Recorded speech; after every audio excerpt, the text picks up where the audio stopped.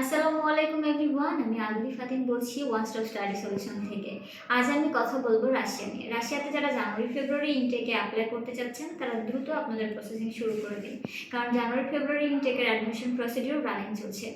রাশিয়াতে ব্যাচেলরদের জন্য result requirement লাগবে এসএসসি এবং এসএসসিতে মিনিমাম 3.50, এবং মাস্টার্স প্রোগ্রামের জন্য রেজাল্ট রিকোয়ারমেন্ট লাগবে ব্যাচেলরের মিনিমাম 2.5 আপ থাকলে এনাফ।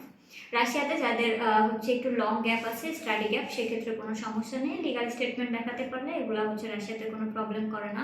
এবং রাশিয়ার ক্ষেত্রে আমি একটা ব্যাপার সবাইকে ক্লিয়ার করে দিতে চাই, যাদের হচ্ছে বার্থ ডেট 1994 সালের পর থেকে তাদের ক্ষেত্রে অ্যাপ্লাই প্রসেসিংয়ে কোনো প্রবলেম হবে না, বাট এর আগে যাদের 1993 সালের আগে থেকে এদের হচ্ছে একটু ফাইল নিয়ে কাজ করাটা একটু স্ট্রং হয়ে যায়, মানে হার্ড হয়ে যায় এগুলা।